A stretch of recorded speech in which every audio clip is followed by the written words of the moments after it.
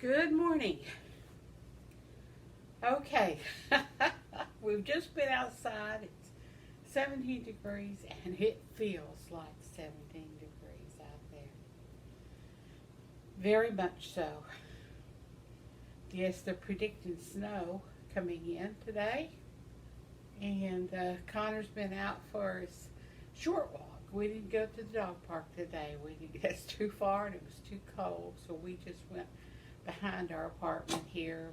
Put some sunflower seeds up in the bird feeder, so I don't have to go out there in the snow and fill it up. Of course, it might be empty before snow gets here, but anyway, I think I've got a little bit left for another day. After that, they're on their own, and God will take care of them. This is Barbara from Little Rock. I finished another pair of mittens, but I'm very disappointed in what I'm doing. I like the way they look, okay? They're really quite pretty. These are the ones that I made. And of course you saw the other pair that I made. The one thing about it is they're not that, well, of course 17 degrees, I guess I don't expect mittens to be that warm when they're decorative mittens like these are. But look at that thumb, huh? I have a tendency to make the thumb too big.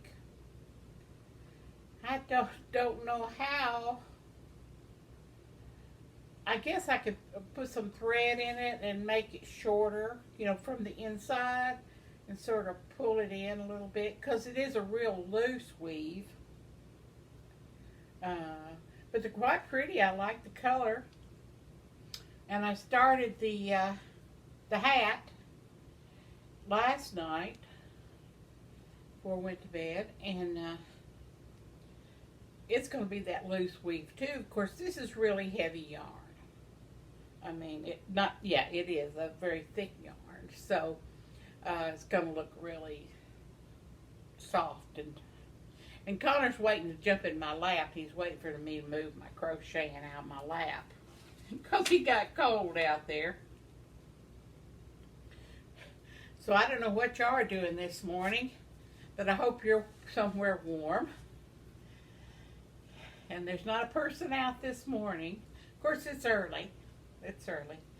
But I thought I would write some letters and get away from crocheting. Let me think about how I could just take the thumb off and then redo a thumb. I've got plenty of yarn to do that. And I might do that because I had made those for someone. And if they're too big for me and I've got big hands, then they're really going to be too big for her. And one of the little ladies that live up the road, her hand, I bet, is at five. Well, it's from her total hand. It's from the bottom of my hand to the top of there. That's a total hand. Well, it's almost my total hand, too, come to think about it. Maybe I ain't so smart. Maybe I ought to take up another hobby. But, yeah, that was, I'm not as smart as I think is. Now I really don't know what size her hand was. But she was out the other day, and her little hands, she's got little tiny hands, and you can see the little bones in them, she's that tiny little person. And I knew her hands were just turning blue. She was out walking her dog, and it wasn't as cold as it is today. And I thought, well, I'll make her a little pair of mittens. But I really don't know what size to make her. So I went on to Crochet Crowd and looked that up. I said, okay, I think I'm over my depth, because I could crochet them up a store. Now, whether they fit is another issue. Oh, well. I got a letter from Susie.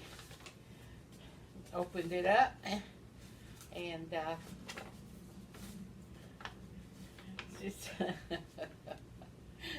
since she's down in Florida, we don't have a lot to talk about when it comes to weather. Of course, she's right there on the coast, southern coast, so she's pretty happy there.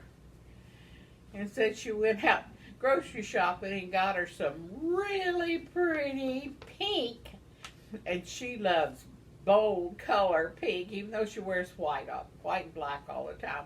She loves her nails to be really bright, and she said, I've got a pretty pink fingernail polish. But after I got back from shopping, I was tired, so I had to take a nap. So, and that's true. Anything we do, we get tired, and we have to go take a nap. It's just the way it is. And she said, well, she's going to have her hair grow out. And so her little daughter-in-law is going to help her get her hair, and look nice in the colors and stuff. Because Susie's taken care of herself all her life. She's never had a little girl or so she, so her daughter-in-laws, both of them, and her granddaughter have really pampered her, and Chuck too, I'm sure. It's good to hear, though. Good to hear. Let's see.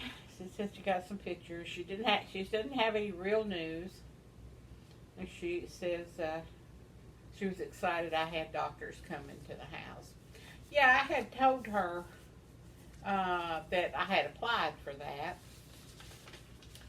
Even before she left, many months ago. And now it has come to fruition. I mean, it's like, yeah, the doctors come every month to check on me at my home. Now, that is so nice. Convenient, because they don't drive. Convenient. Medicare pays for it, I'm assuming, because that's what I am on Medicare. And I can't beat that. Of course, I do have to go in for a test, I'm supposed to go on the 19th, but they said the snow's supposed to come in tomorrow. No, today, tomorrow. Okay, Sunday, Monday, and then come back Wednesday, Thursday, Friday. So I'm glad I did the washing the other day, which was great. There's Connor. He's looking for a warm place on my lap. Can you see? He's in my lap any opportunity he has. Not unless I open that front blind. If I open the front blind, he thinks, okay, I'm going to get in there, look out the window. But there's nobody out. And it's cold around that window, too. I read a book that I hadn't read in centuries. Well, not a century. The Hiding Place. If you're as old as me, you remember when this book came out. You did too, Connie. You did too. And, well, no, you weren't alive, were you, Connie? No, you were just a baby. And it's a story about Cora Tenbaum. And it makes me realize how strong God is and how faithful faith in Him can be, and total release all of yourself and put yourself in His hands. I hadn't read it in a long, long time, so I've started it, and it's all coming back, the whole little stories, the terrible things that they had to endure. But it's a short read, very powerful. But one of the things that I noticed in here that I didn't know, and the writer actually tells, he says, it's a couple. They did the book for her while she was still alive, of course. He says, you learn how to handle separation, getting along with less, securing in the midst of insecurity, forgiveness, how God can use weakness, facing death, dealing with difficult people, how to love your enemies, and what to do when evil wins. And in this book, she has her answers through Scripture of all those questions, which I think is quite powerful. because when she was in not in the prison camp, somebody had given her a little Bible before she went in, and she was able to read those scriptures over and over and over and over in their building, where all these, I think she said there was 700 people living in one building that was made for 200. Well, anyway, I'm not going to tell a lot, but it is a very good book, and if you have never read it, I'm sure it was required reading, I think in college, if I'm not mistaken.